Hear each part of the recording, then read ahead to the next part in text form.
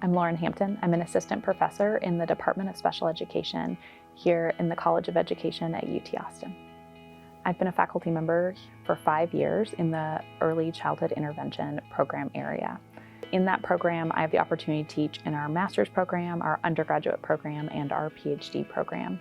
In our master's program, I teach a couple different courses. One is similar to the undergraduate course that I teach and builds a lot of foundational skills in the early childhood special education and early childhood intervention area. I also teach a family intervention course where I teach our master students how to support families, how to build relationships with families, how to understand families' values and goals, how to partner with parents to support child development. Often in these types of programs, students are taught a lot of strategies and skills to build skills in young children, but they're not given a lot of tools to support their caregivers. And so we get to spend a whole class and a whole semester thinking about supporting the family holistically, and that's really important to me. I became interested in special ed kind of by accident. I was a psychology major in undergrad, knew I wanted to help people in some way, but didn't really have a specific interest. I thought maybe I was interested in developmental psychology and needed some experience with young children, so I applied to work at a preschool for a summer job and was kind of just thrown into this world of autism and early intervention.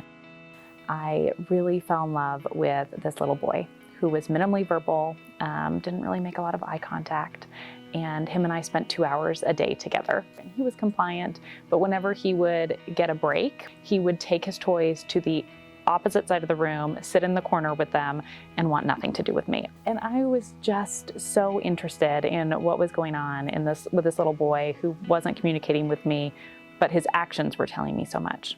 He never really learned any new words during that time, but his communication changed and our relationship changed. And by the end of the summer, he would take those toys and come sit in my lap and want to play with me. And we had this bond and connection. And that really drew me to want to know more about how children learn to communicate and how they learn to talk and how we can support tiny humans, but also help them be successful in this world. Some of the recent projects that I've been involved in that I'm really proud of are the work that I'm doing with younger siblings of autistic children. So infant toddlers who do not yet have any diagnosis or delay or identified disability, but have a higher likelihood for a language delay and or an autism diagnosis just because they are siblings of autistic children. So through our SIWAT project, we partner with parents to address early social communication delays and to provide parents with strategies to support language development. We do this virtually. It's a fully telehealth program where we mail materials to the families that will support them in their implementation. We have virtual intervention sessions with families where we meet with them twice a week, and one of our expert interventionists coaches the family through practicing one of the strategies that we've talked about that week with their child in an everyday routine. So one of the goals for our little Longhorn Lab as we continue to grow is to build on some of the work we've done in supporting parents to implement evidence-based strategies at home. This summer, we are piloting a program to support parents in a different way using some cognitive behavioral tools that are intertwined with the language facilitation strategies and social communication strategies that we would typically teach a family. And we're hoping that our results will show that we get even stronger outcomes for the parent, but also for the child. Because if we can give the parent tools to be more mindful and present with their child, to answer some of their big questions, to connect families with resources that are going to support the family holistically, that they will be able to have stronger engagement with their children in those shared moments of interaction where we can layer on those language facilitation strategies. We have collaborated with the University of Kansas as well as Hunter College at the City University of New York in order to provide a multidisciplinary approach to training our next generation of PhD students.